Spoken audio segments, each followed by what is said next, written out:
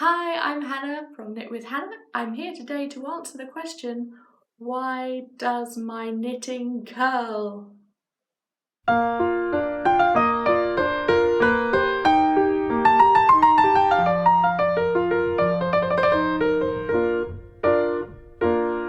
Hi, welcome to Knit with Hannah. I'm Hannah. I'm here with Knitting Natter to help you learn to knit the easy way.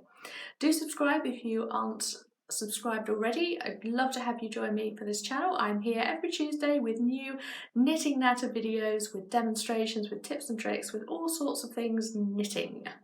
Now, today we're talking about curling knitting. Why does it curl? Look at that, it's like it's a little cylinder, not a flat piece of knitting.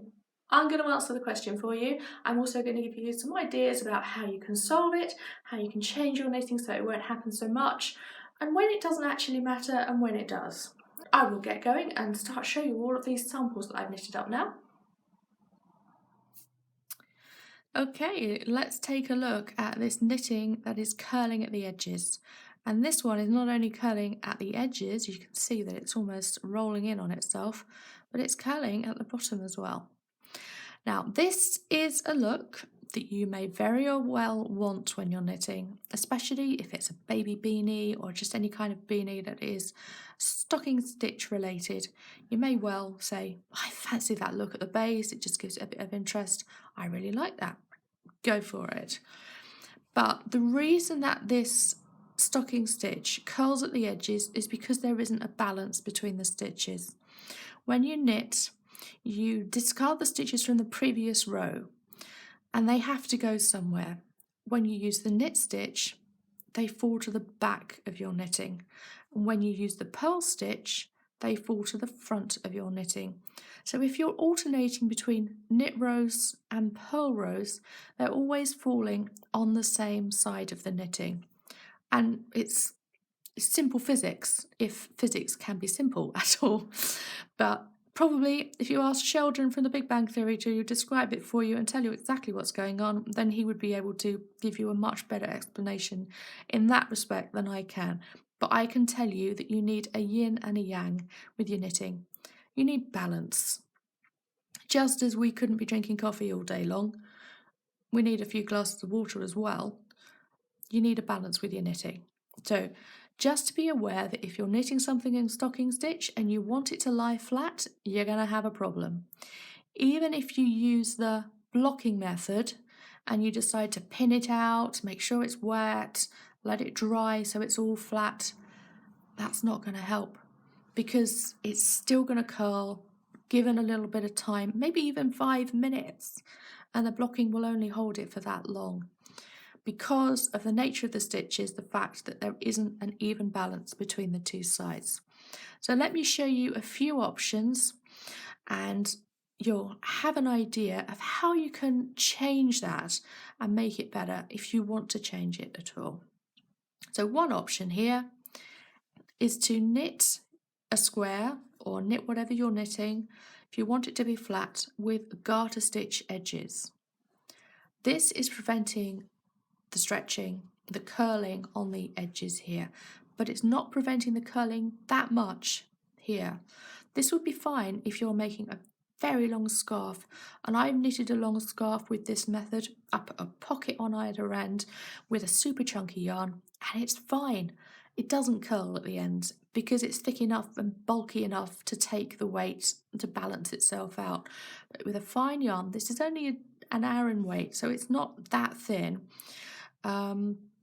Just with that finer yarn, it's just not quite ready to get to the point where it's balanced.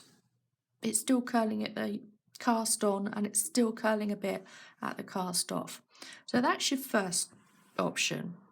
And like I said, that will be fine with super bulky yarn, super chunky yarn, and that will work quite well. Now this is another option and you can make so many squares and sew them all together and this will look really nice. This is the general technique whenever I'm asked to make a baby blanket. I use this as well. I give myself a garter border. So I have knit stitches all the way down the side, just like the previous sample, but I also have garter stitch rows just after cast off and I make sure I have enough yarn left over so I can do garter stitch rows before I cast off. So the cast on edge, oh that's upside down, the cast on edge starts and I have garter stitch rows. That is giving a balance. I then use the stocking stitch so it's smooth on one side and it's lumpy on the other, and then I have that garter stitch at the top before I cast off. Now when it's a larger item, then that is going to work brilliantly because the weight of it will actually hold it together and stop it from curling.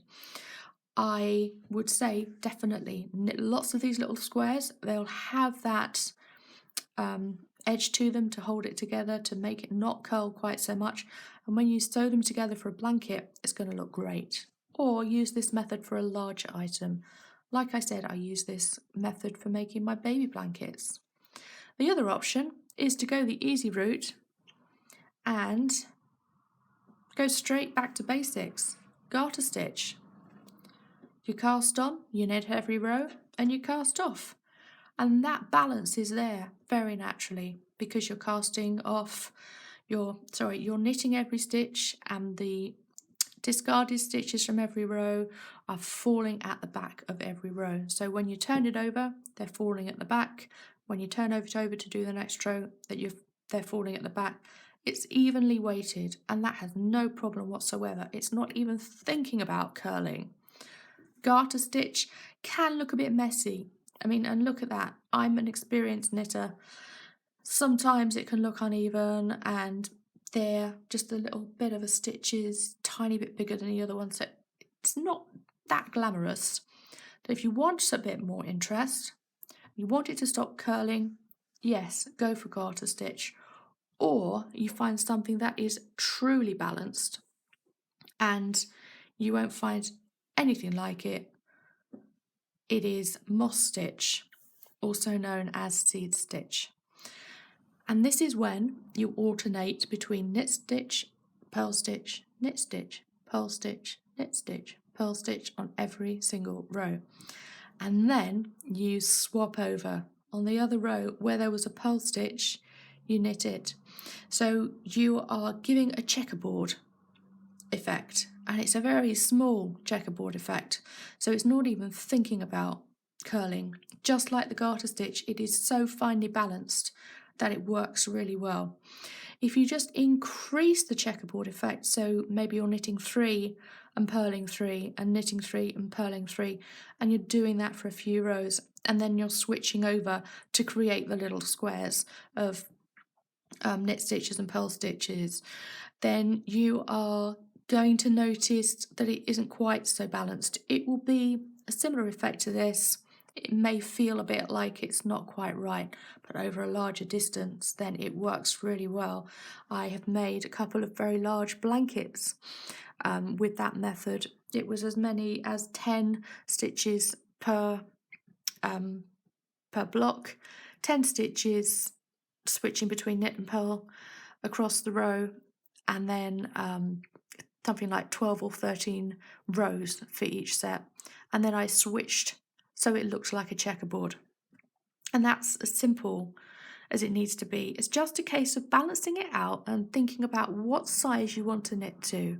The smaller the finished size, the smaller the balance has to be. And if it's a small size like these squares, then you do want to go for garter stitch, or you want to go for seed stitch, or at the very most a double moss stitch, which is where you do the same thing as moss stitch, but you repeat it for 2 rows and then you switch. So that will look very well done and it will look very balanced. There you are. You now know why your knitting is curling and how you can prevent it. And of course, if this is your problem, but you're going to sew a seam, but you're knitting on circular needles, but it's a jumper and you're going to sew the sides together, you're sewing a hat and it's got a seam at the back, it doesn't matter because nobody's going to notice it until you've finished, other than when you're knitting, you're going to notice it. So don't worry about it so much. It can feel a bit awkward just as you start those first few rows, but once you get into it and you're up here, it won't be so cumbersome. Well, I do hope that was helpful. You know all about your curling knitting and how you can prevent it now.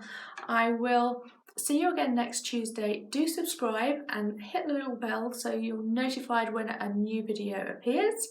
And if you like my videos, then go over and see the website, my website knitwithhannah.co.uk. Sign up for emails because I give you exclusive videos, exclusive challenges, all sorts of things that you can join me for, and we can really start nashing more about knitting over there. Great, I'll see you again soon.